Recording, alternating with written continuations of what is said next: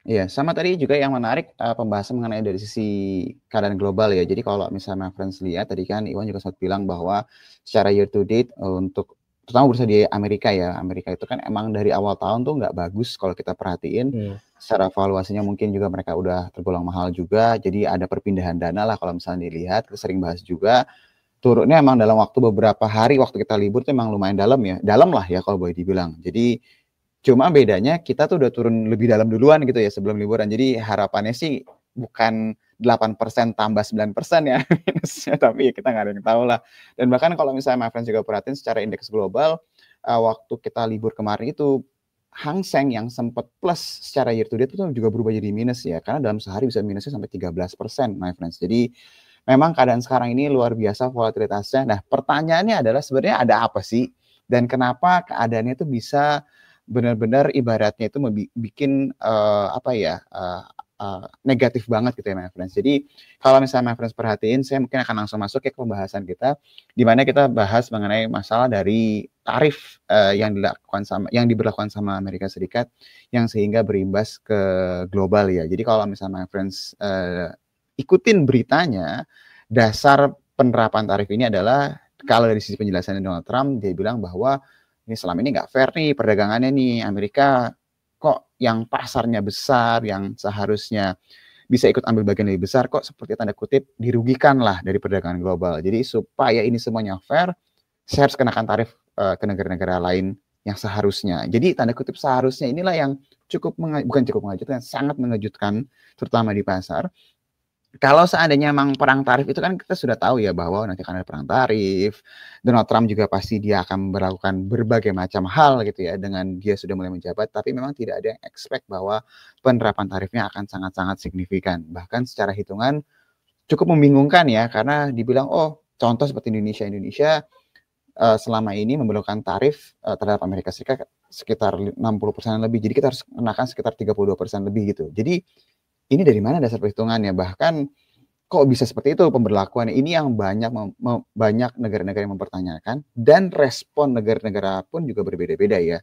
Nah, kita akan langsung bahas ya keadaan sekarang karena kalau mengenai masalah detail tarif dan segala macam itu mungkin my friends sudah baca selama liburan mungkin tanda kutip sudah nggak tenang. Jadi kita akan lihat apa yang terjadi sekarang sebenarnya supaya my friends ada gambaran harus ngapain dan uh, cara cara menyikapinya seperti apa. Jadi kalau misalnya kita lihat berita terakhir ini berita kemarin ya kalau misalnya kita lihat respon dari mayoritas negara itu adalah mereka mau tanda kutip atau sedang nego ke Amerika Serikat. Jadi kalau my friends lihat apa yang sudah dilakukan sama Donald Trump itu tanda kutip sebenarnya kan dia mau kita maunya seperti ini gitu loh. Nah, negara-negara ini mayoritas negara-negara bahkan ini statement dari pemerintah di Amerika Serikat bahwa dia bilang bahwa 50 negara ini sudah nego nih ke Amerika Serikat. Dan di sini dibilang bahwa setelah pengumuman penerapan tarif impor tinggi Amerika Serikat, sederet negara mulai melakukan lobby untuk penurunan tarif. Jadi artinya tarif yang dilakukan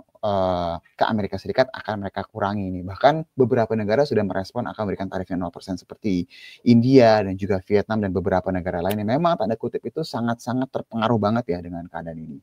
Di sini disebutkan juga telah mengungkapkan negara lain harus membayar sejumlah uang untuk mencabut tarif yang sangat tinggi. Uang itu digambarkan sebagai obat yang bisa menahan pertumpahan darah lebih lanjut di pasar keuangan global. Jadi emang ini ultimatumnya udah keras banget dan respon dari mayoritas negara-negara ini sejauh ini mengikuti apa yang diinginkan sama Donald Trump. Tapi, nah ini ada tapi.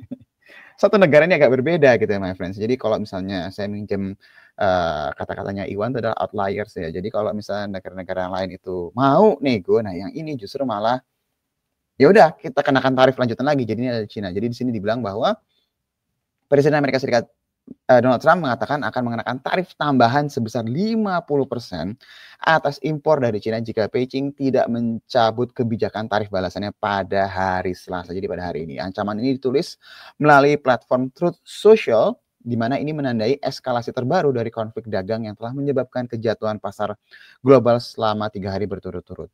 Dan saat itu juga Gedung Putih mengumumkan pengenaan tarif 34% terhadap impor dari China dan tidak lama kemudian pemerintah Cina membalas dengan memberlakukan tarif yang sama terhadap barang-barang asal Amerika Serikat. Jadi kalau misalnya boleh dibilang nih my friends, dari respon negara-negara yang ada, sejauh ini yang benar-benar melawan dengan frontal, dengan mengenakan tarif yang lebih besar itu dari Cina. Jadi kalau nggak dari kanan ini bisa dibilang bahwa perang dagangnya ini tidak akan usai dalam waktu dekat kecuali Cinanya melunak nih my friends. Tapi kalau ternyata Cina bilang, oke, saya mau diancam lagi, saya akan kenakan lagi. Jadi ini mungkin akan butuh waktu sampai benar-benar apa ya, salah satu pihak ini akan mereda ya atau melunak ya. Dan kalau kita lihat sepertinya belum terlihat nih tanda-tandanya per hari ini. Jadi kalau kita boleh simpulkan efek dari tarif ini, mayoritas negara-negara itu sebenarnya sudah tanda kutip mulai melunak, mereka mau negosiasi, tapi di antara semua itu salah satunya adalah Cina yang saat ini masih melawan dan mungkin masih tanda kutip masih bisa memperlakukan tarif yang